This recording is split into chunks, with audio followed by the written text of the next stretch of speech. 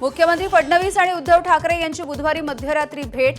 प्रकाश आंबेडकर यांच्या प्रबुद्ध भारत मीडिया हाऊसचा दावा। वर्षा निवासस्थानी रात्री 2 वाजता ठाकरे आणि फडणवीस भेटीची चर्चा।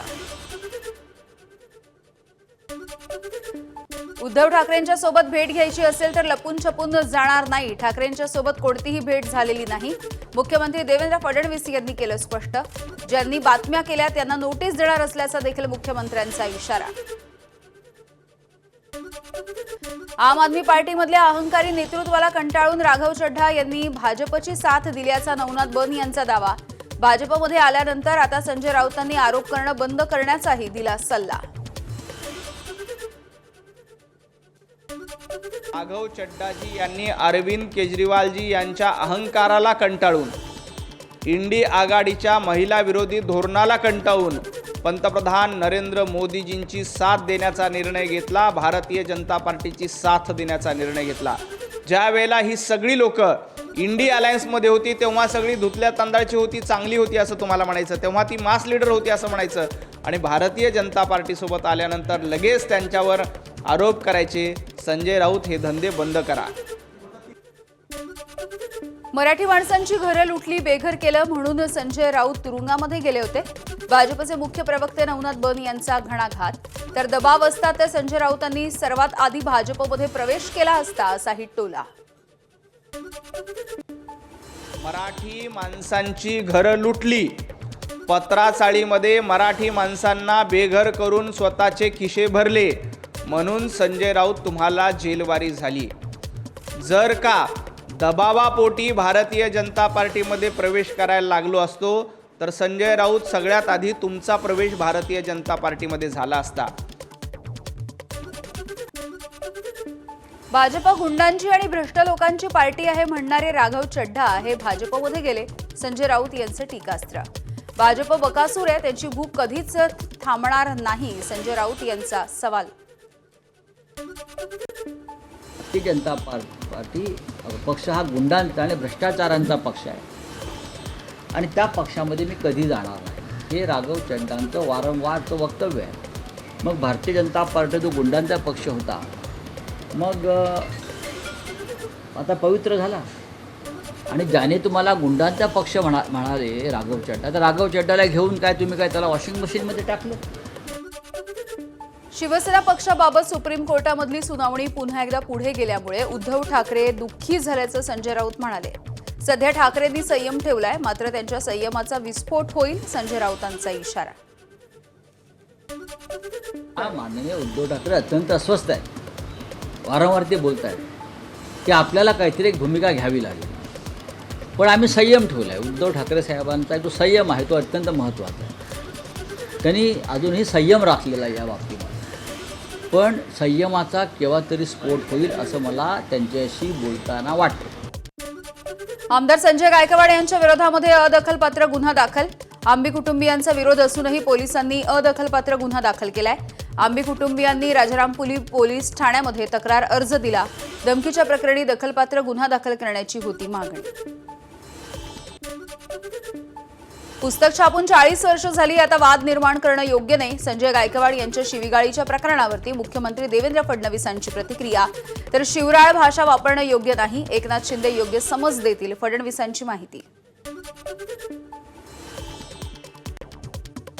तर 40 वर्षानंतर अशा पद्धतीनं एखादा इश्यू तयार करणं हे कितपत योग्य आहे याचा विचार केला पाहिजे, आणि विशेषतः अशा पद्धतीनं शिवराळ भाषा वापरणं हे काही मला योग्य वाटत नाही। मला असं वाटतं की निश्चितपणे माननीय उपमुख्यमंत्री एकनाथरावजी शिंदे साहेब त्यांना योग्य ती समज देतील। शिवाजी कोण होता या पुस्तकावरती बंदी घालण्यासाठी कोल्हापूरमध्ये आंदोलन। छत्रपती शिवाजी महाराज चौकामध्ये हिंदू राष्ट्र समन्वय समितीच्या वतीनं आंदोलन। शिवरायांचा एकेरी उल्लेख करणाऱ्या पुस्तकावरती बंदी घालण्याची मागणी। आमदार संजय गायकवाड यांनी प्रकाशकाला शिवीगाळ केल्याचं प्रकरण समोर आल्याच्या नंतर आता संजय गायकवाड यांचा मुलगा कुणाल गायकवाड याचा देखील शिवीगाळ करतानाचा एक जुना व्हिडिओ व्हायरल झालाय। कारच्या बोनेटवरती उभं राहून कुणाल गायकवाड याची शिवीगाळ। बुलडाण्यामध्ये शिवसेनेचे आमदार संजय गायकवाड यांच्या प्रतिमेला कार्यकर्त्यांकडून दुग्धाभिषेक, गायकवाड यांच्या समर्थनार्थ घोषणाबाजी. शिवाजी कोण होता या पुस्तकाच्या प्रकाशकाला अश्लील शिवीगाळ केल्याप्रकरणी गायकवाड टीकेचे धनी. शिवाजी कोण होता या पुस्तकाच्या मुखपृष्ठावरून मतभेद असले तरी आतला आशय शिवरायांच्या जीवनावरती प्रकाश टाकणारा खासदार निलेश लंके यांचं मत. महाराजांच्या नावावरती वाद घालण्यापेक्षा त्यांचे विचार घराघरांमध्ये पोहोचवणं गरजेचं असल्याचं देखील विधान. बारामती विधानसभा पोटनिवडणुकीच्या निकालाच्या आधी उपमुख्यमंत्री सुनेत्रा पवार यांच्या विजयाचे बॅनर झळकतायत. पिंपरी चिंचवडमधल्या उत्साही कार्यकर्त्यांनी बॅनरबाजी केली आहे. 4 मे रोजी बारामती पोटनिवडणुकीसाठी मतमोजणी होणार आहे. राष्ट्रवादी काँग्रेसमध्ये विधान परिषदेच्या एका जागेवरून जोरदार रस्सीखेच. अनेक इच्छुकांकडून सुनेत्रा पवार आणि पार्थ पवार यांची भेट. काही इच्छुकांकडून अजित पवार यांनी आश्वासन दिल्याचाही दावा, तर काही जणांकडून सोशल मीडियावरती पत्र लिहून उमेदवारीची मागणी.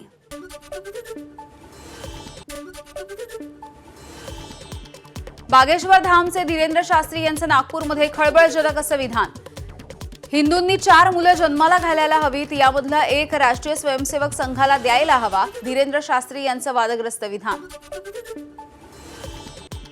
जब पूरी भारत में कहीं आपदा आती ना तो लोग प्राण बचाकर भागते, लेकिन हमारे राष्ट्रीय स्वयंसेवक संघ का एक एक कार्यकर्ता प्राण बचाकर नहीं भागता, वहां जाकर प्राण बचाता है. हम पूरे भारत से प्रार्थना करेंगे, बच्चे तो 4 पैदा करो पर एक स्वयंसेवक संघ के लिए दो. बागेश्वर धामच्या धीरेंद्र शास्त्री यांनी सांगितला शिवाजी महाराज आणि रामदास स्वामी यांचा किस्सा. युद्ध करून महाराज रामदास स्वामींकडे गेले. राज्य मी सांभाळतो पण अंमलबजावणी तुम्ही करा, असं रामदास स्वामींनी शिवरायांना सांगितल्याचा धीरेंद्र शास्त्रींचा नागपुरामध्ये दावा.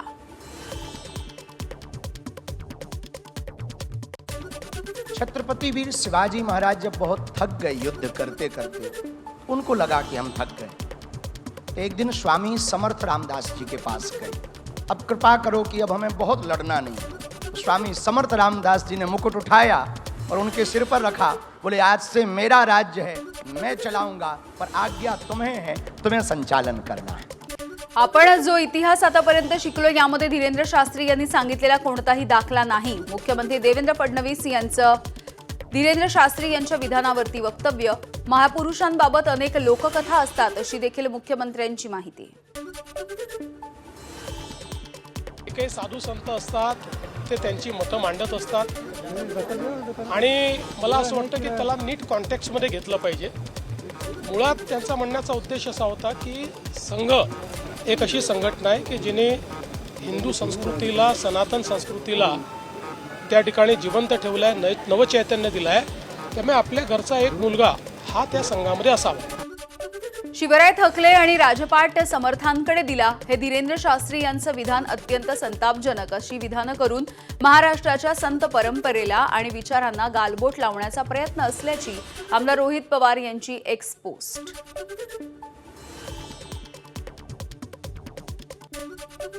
धीरेंद्र शास्त्री यांनी शिवरायांविषयी केलेल्या विधानाचा काँग्रेसचे नेते सचिन सावंत यांनी समाचार घेतलाय.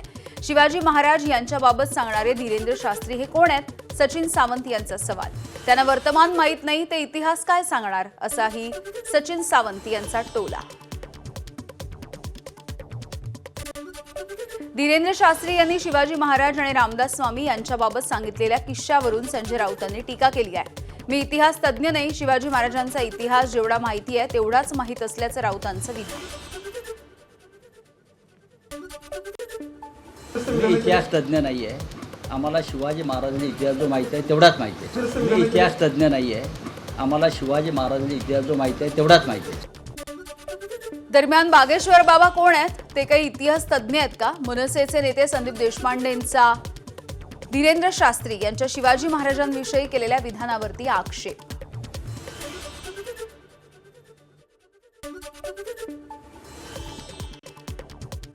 कोण हा बागेश्वर महाराज? कोण? काय इतिहास तज्ञ आहे? कोण आहे? त्याला काय अक्कल आहे?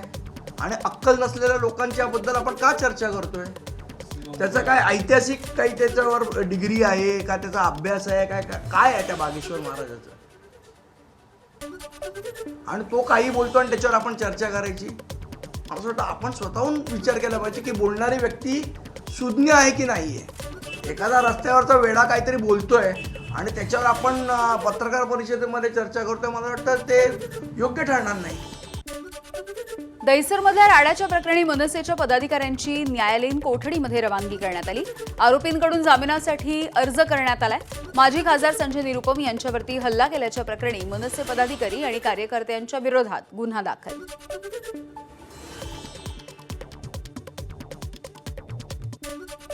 नाशिकमधला भोंदू अशोक खरात याच्या तपासामध्ये सहकार्य करत नसल्याची माहिती आहे. महिला अत्याचाराच्या 6व्या गुन्ह्यामध्ये अशोक खरात पोलीस कोठडीत. पोलीस तपासामधून सुटका करून घेण्यासाठी अशोक खरातची गजनी ट्रिक चर्चेत. व्यवसायामध्ये भरभराटीचं आमिष दाखवून आर्थिक फसवणूक करणाऱ्या भोंदू मनोहर भोसले याचा सहकारी पोलिसांच्या ताब्यात. कुर्डुवाडी पोलिसांनी अटक केलेली आहे. विशाल वाघमारे मनोहर भोसलेचा जवळचा सहकारी आहे. सोलापूरच्या करमाळा तालुक्यामधल्या घोटी इथे मनोहर भोसलेचा 27 एकरावरती आलिशान आश्रम आहे. दर अमावस्येला शेकडो बड्या आणि राजकीय मंडळींची या ठिकाणी गर्दी असते. तर या भोंदू बाबाला भेटण्यासाठी 11,000 रुपयांची पावती फाडावी लागायची. भंडाऱ्याच्या तुमसरमधील गोबरवाही इथल्या नागझिरा देवस्थान परिसरामध्ये पळसाच्या झाडामधून जलवर्षाव होतोय. तर गंगाबाई अवतरली म्हणत खासदार प्रशांत पडोळे यांच्याकडून भाविकांनी दर्शन घेण्यासाठी येण्याचं केलं आवाहन.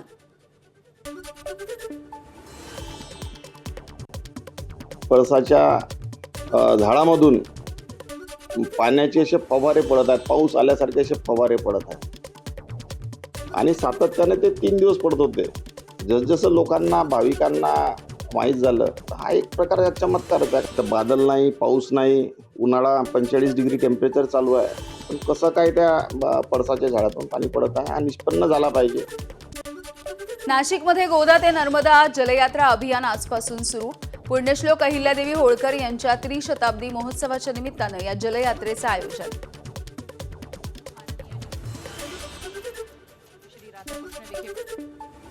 अलिबाग कृषी उत्पन्न बाजार समितीवरती शेकापचा लाल बावटा. शेकापचा अनंत पाटील यांची कृषी उत्पन्न बाजार समितीच्या अध्यक्षपदी बिनविरोध निवड झाली आहे.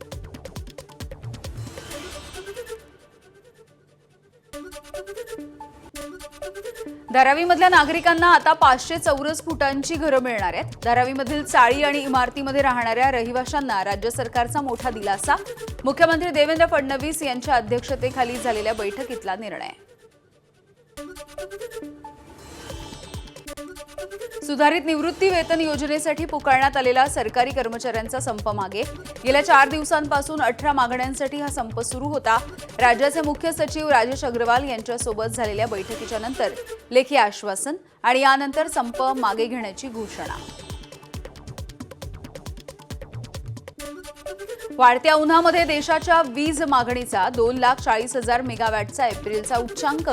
गेल्या वर्षी जून महिन्यामध्ये विजेची सर्वाधिक 2,42,000 मेगावॅट इतकी मागणी होती.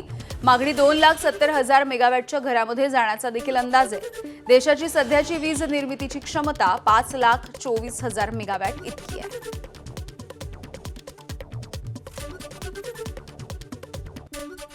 महाराष्ट्र राज्य सहकारी बँक या राज्य शिखर बँकेला 702 कोटींचा उच्चांकी नफा मिळालाय. मागील वर्षीपेक्षा 51 कोटी रुपयांची वाढ झाली आहे. बँकेकडून जिल्हा मध्यवर्ती सहकारी बँका आणि गावागावांमधील विकास सोसायटी यांना वित्त पुरवठा. बँकेकडे स्वतःचा 8,180 कोटी रुपयांचा निधी आहे.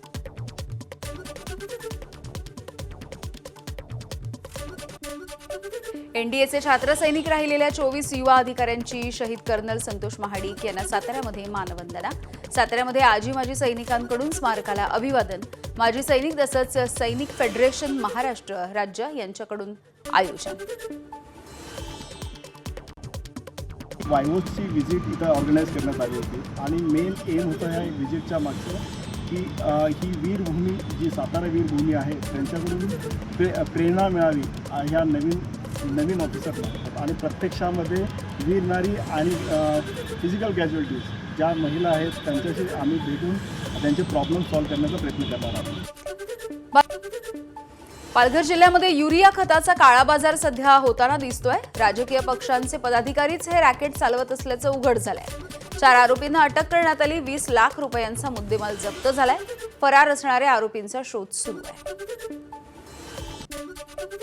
सोलापूरच्या मंगळवेढा तालुक्यामधील खडकी इथे आईच्या सोबत धुणं धुवायला गेलेल्या कुटुंबावरती काळाचा घाला. आईसह 2 मुलांचा साठवण तलावामध्ये बुडून मृत्यू झालाय. नांदेडमधल्या इंदिरानगर परिसरामध्ये किरकोळ वादावरून एक हत्या करण्यात आली आहे. प्रताप गायकवाड असं हत्या झालेल्या मिस्त्रीचं नाव आहे. पाठलाग करून चाकूनं त्याच्यावरती वार करण्यात आले. पूर्व वैमनस्यामधून ही हत्या करण्यात आली. पोलिसांनी 3 जणांना अटक केली. अमरावती जिल्ह्यामधल्या वरुडमध्ये आई आणि सावत्र बापाने 16 वर्षाच्या मुलीला मारहाण केली आहे. इलेक्ट्रिक मशीननं मुलीचं टक्कल देखील केलंय.